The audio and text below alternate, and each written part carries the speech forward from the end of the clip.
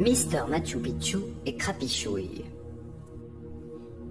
Cette histoire s'est passée il y a très longtemps, bien avant le déluge et bien avant les hommes des cavernes, lorsque la terre était encore toute jeune et couverte de plantes bizarres comme des boucles d'oreilles géantes.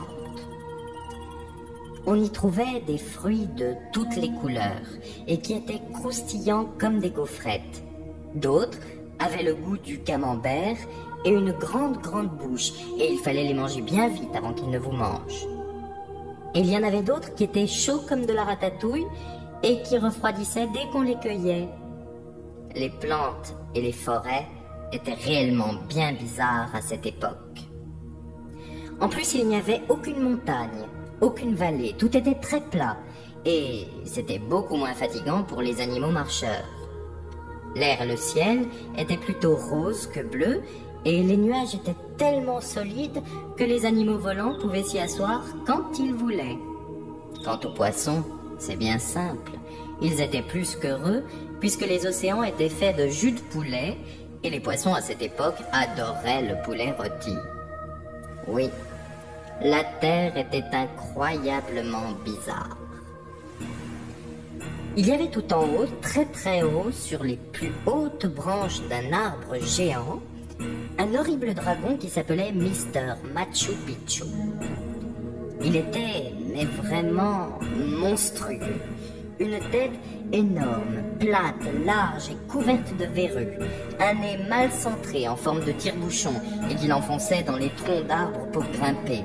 Une bouche démesurée, remplie d'une langue de 2 mètres de long qui ressemblait à une serpillière.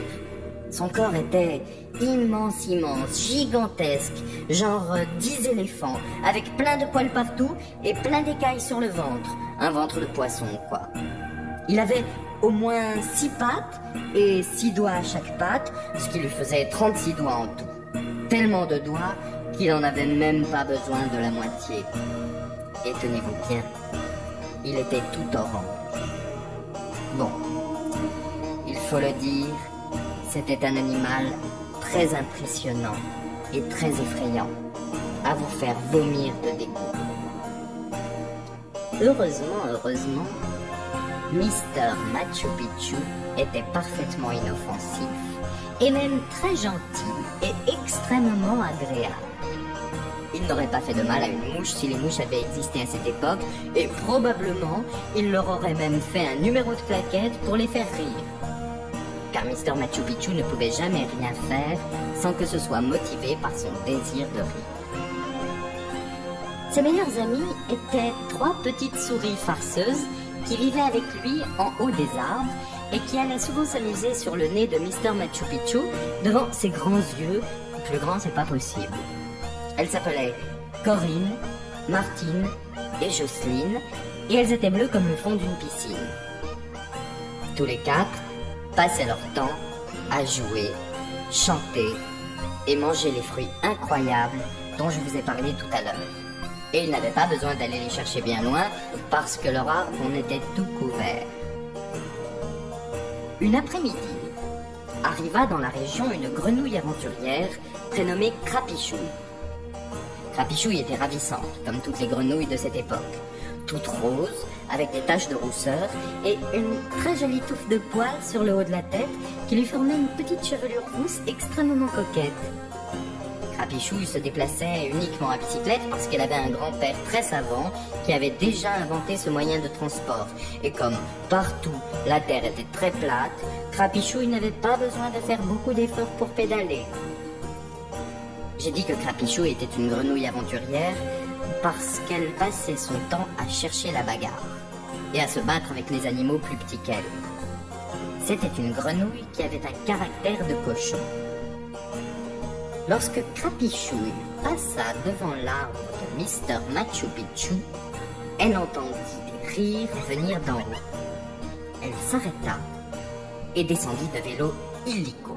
« Nom d'un chien !» se dit-elle. « On se moque de moi !»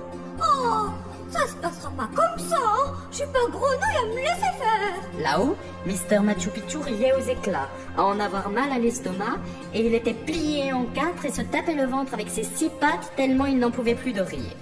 C'est que Corinne, Martine et Jocelyne venaient de lui raconter une blague, mais je peux pas vous la répéter parce qu'ils étaient tellement hauts que j'ai rien entendu. Ah oui, au fait, je me présente, moi c'est José le lézard, et pendant que je vous raconte cette histoire, je suis coincé dans votre magnétophone. Bon, où est-ce que j'en étais? Ah oui, la blague qui faisait tant rire Mr. Machu Picchu. Je la connais pas. Mais en tout cas, c'était une histoire vraiment trop drôle. Et Mr. Machu Picchu adorait les histoires drôles.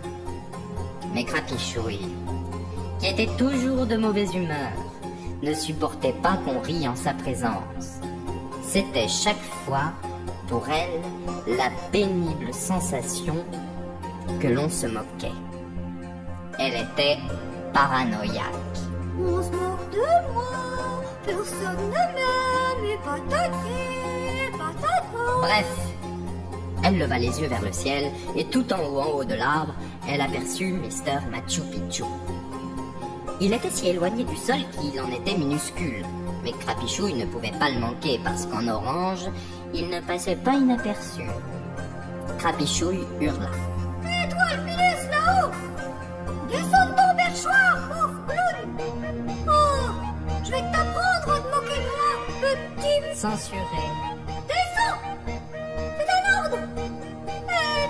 Ne me fais pas attendre, ou je vais monter te corriger. Crapichouille était une grenouille qui parlait un peu trop. Mr. Machu Picchu entendit une voix, arrêta de rire et regarda en bas. Il n'y voyait personne. La Crapichouille était vraiment trop loin et trop minus. Elle était déjà bien petite de près, alors du haut d'un arbre géant, elle était carrément invisible. Et Crapichouille continuait de crier et de s'égosiller. Descends. Descends, gare à toi. Oh, je vais t'étriper, hein. Viens là, que je fasse de la bouillie. Et elle s'énervait et gesticulait de plus en plus. Mr. Machu Picchu, d'une curiosité de scientifique, décida d'aller voir de plus près ce qui se passait en bas et qui pouvait bien faire un tel raffut. Alors, il sauta. Ce qui se passait ensuite me met toujours un peu mal à l'aise, tellement c'est ridicule. Crapichouille, qui pensait avoir affaire à une toute petite bête, comprit bien vite que Mr. Machu Picchu n'avait rien d'un minus, et plus il devenait proche en tombant, plus elle réalisait qu'il était énorme. Et lorsque finalement Mr. Machu Picchu atterrit sur le sol, il écrasa avec ses grosses fesses la bicyclette de la grenouille comme un géant qui marcherait sur une fourmi. Mais surtout, lorsque Crapichouille se retrouva nez à nez, ou plutôt en face de Mr. Machu Picchu, elle le trouva si gigantesque et si affreux qu'elle en devint verte de peur,